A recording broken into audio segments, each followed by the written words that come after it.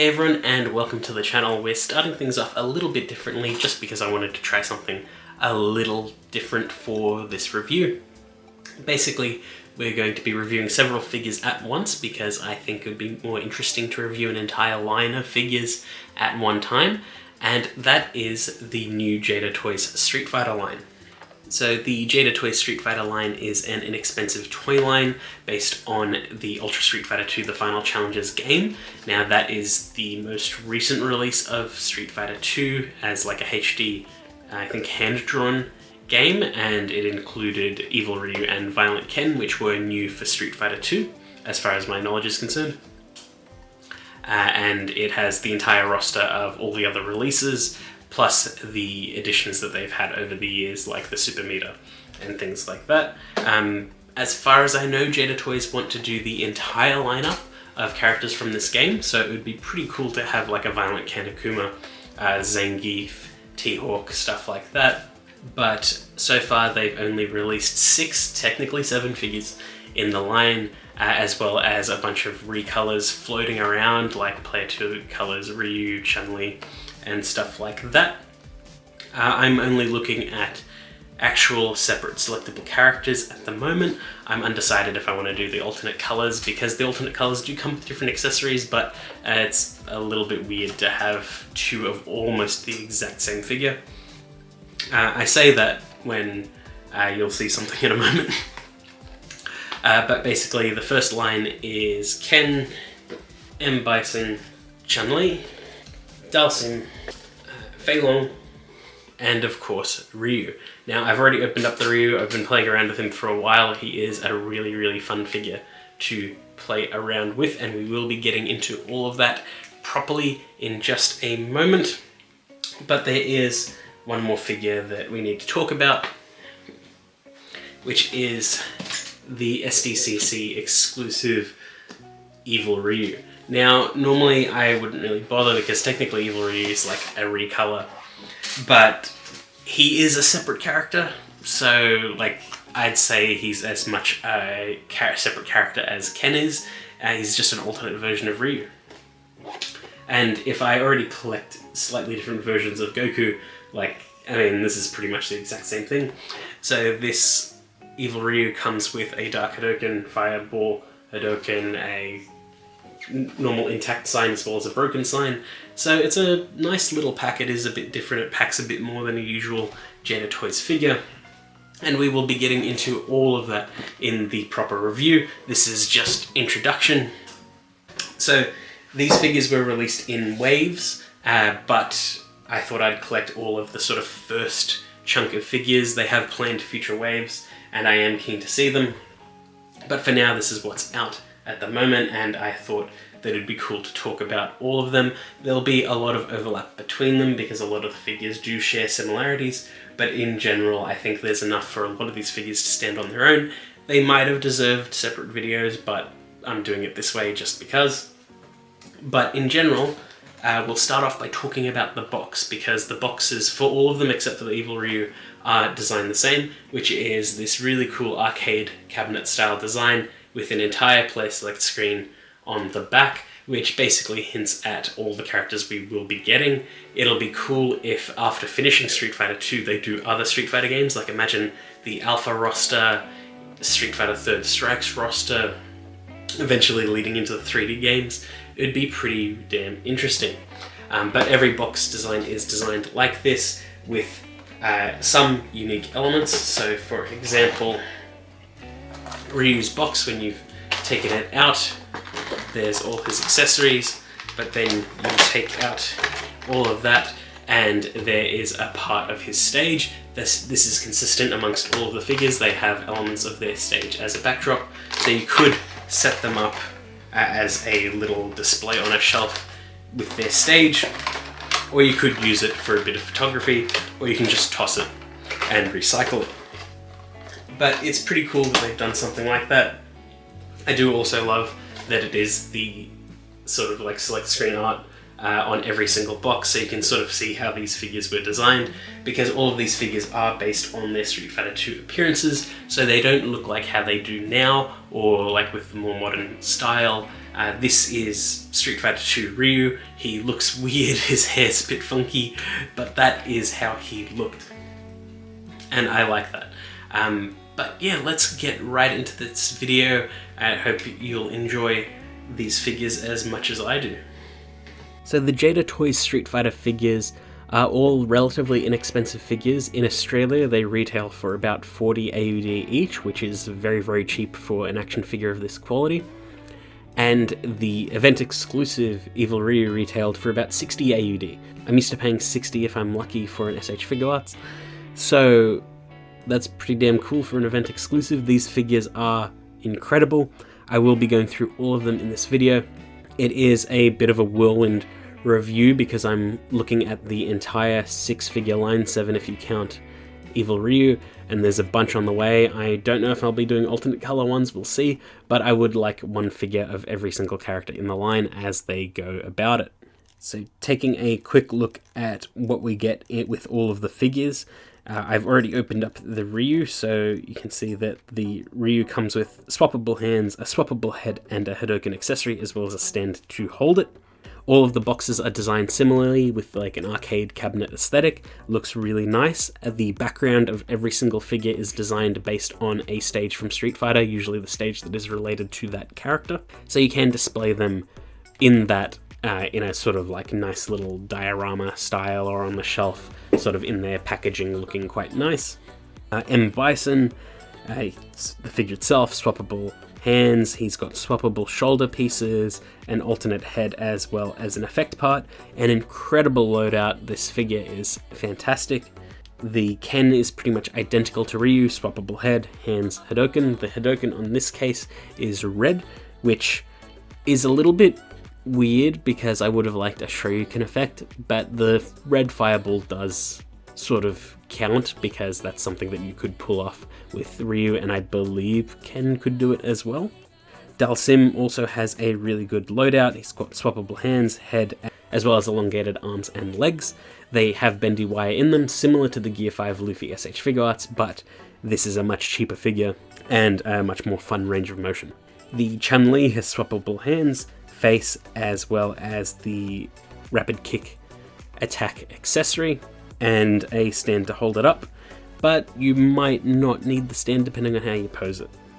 There's also Fei Long. He's got a swappable head, hands, as well as a flame accessory for his kick.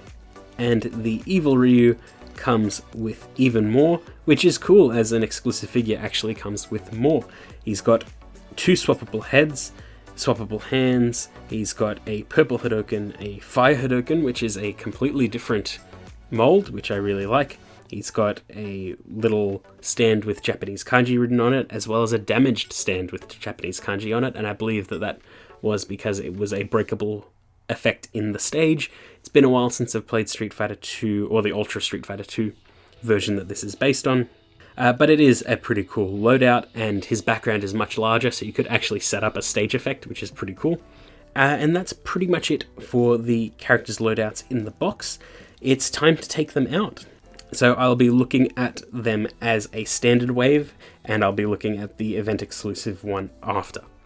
So here they are all lined up, and they look really, really nice. I am glad that almost every figure's got a unique sculpt. Ryu and Ken are pretty much carbon copies of each other, but Fei Long is unique. Dalsim borrows a bit from Fei Long, but is generally unique. Bison is 100% original, as well as the Chun-Li. But all of the figures share a lot of commonality in terms of where the joints are and how the joints work, but the sculpts themselves are unique. They all look good together. I think M. Bison looks the most imposing because of the cape, but his bulky frame is also quite imposing on its own.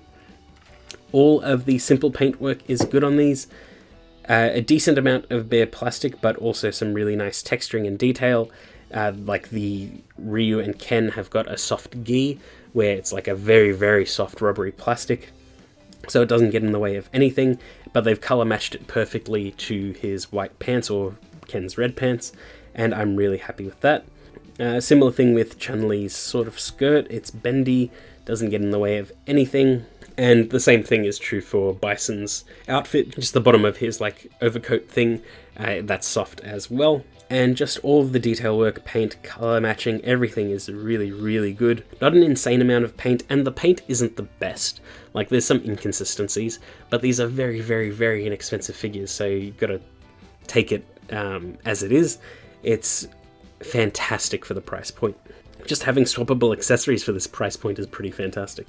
But these are all fairly faithful to their Street Fighter 2 likeness, so don't expect them to look like their latest rendition in Street Fighter 6, especially because of the price point. Don't expect like anything insane, but I think they are fairly faithful to their Street Fighter 2 renditions, especially if you compare the box art of their like character select screen to these characters. Like Ryu's got like a bit of a mullet going on, and that really suits him, same as Ken, and it's really nice. I don't have the other SH figure arts of a lot of these figures, so I'll only be comparing Chun-Li and Ryu to their SHF counterparts, and you can see they look fairly good next to each other. They're roughly in scale with each other, so you can match them together with nice little dioramas and displays of fighting each other just fine. I do like the blue of the Jada Toys Chun-Li more than the SHF Chun-Li, both versions of SHF Chun-Li, because the original version had a much deeper blue and the new one has this like metallic light blue. I do like the Jada color way more.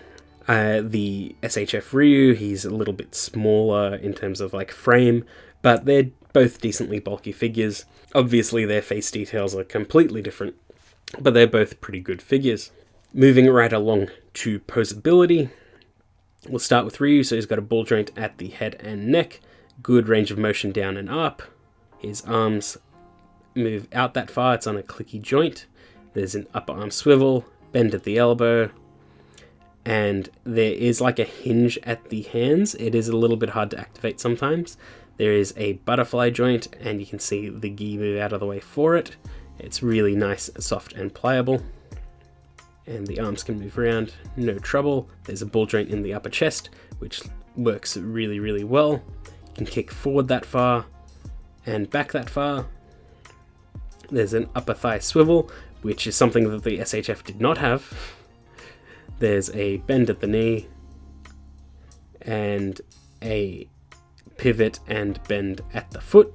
And this posability is fantastic for this price point. It is incredible. You can get him into pretty much any pose you can think of, and it matches Ryu just fine. This posability is consistent amongst the entire line. So Chun-Li, similar, ball joint at the neck, which allows for a decent amount of movement. Arms can move out, upper arm swivel, bend at the elbow, it's a bit tight on Chun-Li, and bend at the wrists. There's not much of a butterfly for Chun-Li, but it's fine. There's a ball joint in the waist. She can do the splits that far, kick forward that far, and back that far. Looks really good. Swivel at the leg, which again, SHF didn't have. Bend at the knee, rotation at her boot, as well as a pivot and bend at the foot. Ken, exactly the same as Ryu, so really good posability, lovely movement, just no issues whatsoever. You can confidently move him in pretty much any which way, and these figures just feel good to play with. It doesn't feel like I'll break anything on these. Fei Long is again similar, so ball joint at the head, which I popped off.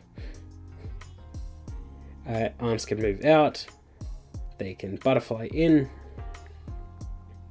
swivel at the upper arm, bend at the elbow,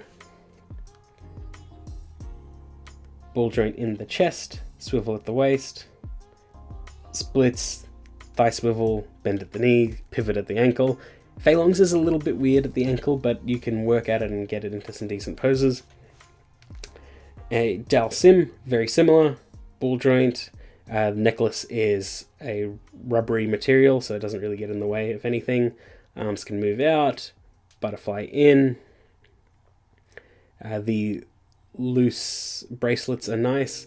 There's bend at the elbow, upper arm swivel, hinge at the wrist, ball joint in the chest. You can kick forward and back pretty far, bend at the knee, swivel at the upper thigh, pivot at the ankle, hinge, and pretty much the standard. M. Bison, again, very similar as well, ball joint at the head and neck. cape is on a bendy wire attached to his shoulder pads, and the shoulder pads can move around as well. His arms can butterfly in. There's an upper arm swivel, bend at the elbow, hinge at the wrist. There's a ball joint in the upper chest. You can kick forward that far and back that far. His upper leg swivel. Bend at the knee. And it does expose some of the joints, but it's fine. It's a cheap figure. There's a slight pivot at the ankle and hinge at the foot. And it's chunky, but gets the job done. And all of these figures are absolutely fantastic. Evil Ryu's Posability is identical to Ryu, so not really even going to try to go through it. But all of these figures come with some accessory that makes them special. So Ryu comes with the Hadoken, which looks really good. The Hadoken is accurate to Street Fighter 2, so it's got hands in the actual sculpt. Unfortunately, due to how the Hadoken is sculpted, you can't see that, but it is cool nonetheless. Fei Long has got a fire kick, which just slots over his leg and looks really nice. It is a little bit sticky. I don't know if that was meant to be the case or it's just how mine was manufactured, but I believe you can get rid of that with like hot soapy water or something. But I'm fine with it as is right now. It's not super sticky, it's just a bit weird. And Bison has an effect part. It's like a psycho power that just slots over his fist. And even then, I don't think you really needed that because of the cool cape and swappable shoulders. And you can sort of swish him around, try and get him to do a psycho crusher. But it is really nice. I do like how bulky he is. Very much reminds me of Street Fighter Alpha and Bison. Dalsim has the swappable arms and legs. They are extended and on bendy wires, so you can have so much fun with Dalsim. Him and M. Bison are massive standouts of the line. Ryu in and of himself is a standout of the line just because he is the baseline for this line going forward, and I have no complaints with him whatsoever. Ken, the fireball effect I didn't really use, I just put him in a Shoryuken pose. Anyway, didn't really know what to do with him. I really wish he came with an effect part, and I believe the Violent Ken that they're planning does come with a Shoryuken effect, so I know that they're planning it. If they do an alternate color of Ken, then he's probably going to come with it, which kind of sucks, but we'll see if I get it. Chun-Li's multi-kick effect just slots onto her foot. I couldn't get the stand attached to it, but you can still prop her up on the stand, so it's fine and looks really good. Very similar to the SH Figuarts. And the Evil Ryu's accessories are really cool. I do like the breakable sign because you can sort of stack it all together and then smash it down. So that's kind of cool. It is kind of weird, the alternate faces that you have for Evil Ryu. These are the correct faces. I thought that there was a misprint on mine originally, but he's got teeth gritted face and a neutral face, as well as like a deeper, angrier teeth gritted face. And initially, just in the blister packet, it was hard to tell that they were any different. But they are different. I just don't know really why it's an option. But it's there. It's kind of cool. I don't really know what to do with it. His fire Hadoken looks good. His purple Hadoken looks really good. And yeah, for like $60, this is like a fantastic figure set. All of the figures are incredibly fantastic. Like I said, M. Bison, Dalsim, absolute standouts. For them to all stay at this price point is incredible. They could have easily charged a little bit more, especially in Australia, and it would have still been fine. But like, I can imagine these figures at like 60 and still being pretty satisfied with them. The fact that they're 40 makes them seem like incredible deals. And I highly recommend literally any of these figures. The Jada Toys Street Fighter line is incredible. I'm happy with how it is so far. I'm keen to see what else they do. And it's made me interested in a brand I wouldn't normally look at. It's made me interested in a toy brand, because usually I do like more collectible style ones, like the SHF I wouldn't say are like toys. They're more like just posable figures that you put in a pose, leave in a pose and leave it. You shouldn't like play with it regularly like a toy, or at least that's how it feels because of the price point in Australia. But these are like actual toys that you can play around and smash around and have a lot of fun with. And they're cheap and they're cool, and I can't recommend them enough. But yeah, that's pretty much it. I hope you enjoyed that video, and I will see you all next time.